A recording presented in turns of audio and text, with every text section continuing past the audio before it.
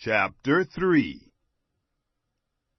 Solomon's rule consolidated. Solomon made affinity with Pharaoh, king of Egypt, and took Pharaoh's daughter, and brought her into the city of David, until he had made an end of building his own house, and the house of Yahweh, and the wall of Jerusalem all around. Only the people sacrificed in the high places, because there was no house built for the name of Yahweh until those days. Solomon loved Yahweh, walking in the statutes of David his father. Only he sacrificed and burnt incense in the high places. The king went to Gibeon to sacrifice there, for that was the great high place. 1,000 burnt offerings did Solomon offer on that altar. In Gibeon, Yahweh appeared to Solomon in a dream by night, and God said, "Ask what I shall give you." Solomon's prayer for wisdom. Solomon said, "You have shown to your servant David, my father, great loving kindness, according as he walked before you, in truth and in righteousness, and in uprightness of heart with you.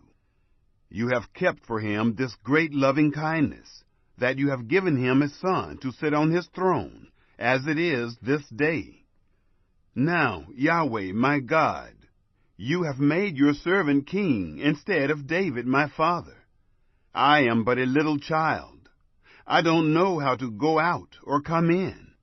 Your servant is in the midst of your people, which you have chosen, a great people, that can't be numbered nor counted for multitude. Give your servant, therefore, an understanding heart to judge your people, that I may discern between good and evil. For who is able to judge this your great people?" God grants wisdom, riches, honor. The speech pleased the Lord, that Solomon had asked this thing. God said to him, "Because you have asked this thing, and have not asked for yourself long life, neither have asked riches for yourself, nor have asked the life of your enemies, but have asked for yourself understanding to discern justice. Behold, I have done according to your word. Behold, I have given you a wise and an understanding heart, so that there has been none like you before you, neither after you shall any arise like you. I have also given you that which you have not asked, both riches and honor, so that there shall not be any among the kings like you all your days. If you will walk in my ways, to keep my statutes and my commandments, as your father David walked, then I will lengthen your days."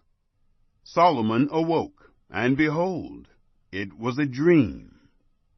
Then he came to Jerusalem, and stood before the ark of the covenant of Yahweh, and offered up burnt offerings, offered peace offerings, and made a feast to all his servants.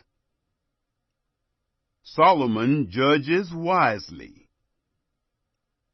Then 2 women who were prostitutes came to the king, and stood before him. The one woman said, "Oh, my lord, I and this woman dwell in one house. I delivered a child with her in the house. It happened the 3rd day after I delivered that this woman delivered also. We were together. There was no stranger with us in the house, just us 2 in the house. This woman's child died in the night, because she lay on it. She arose at midnight and took my son from beside me, while your handmaid slept, and laid it in her bosom, and laid her dead child in my bosom. When I rose in the morning to nurse my child, behold, it was dead. But when I had looked at it in the morning, behold, it was not my son whom I bore." The other woman said, "No, but the living is my son, and the dead is your son. The first said, No, but the dead is your son, and the living is my son. Thus they spoke before the king. Then the king said, The one says, This is my son who lives, and your son is the dead. And the other says, No, but your son is the dead one, and my son is the living one. The king said, Get me a sword. They brought a sword before the king. The king said, Divide the living child in two, and give half to the one, and half to the other. Then the woman whose the living child was spoke to the king, for her heart yearned over her son, and she said, Oh, my lord, give her the living child, and in no way kill it. But the other said, It shall be neither mine nor yours. Divide it. Then the king answered, Give her the living child, and in no way kill it. She is its mother. All Israel heard of the judgment which the king had judged, and they feared the king, for they saw that the wisdom of God was in him to do justice.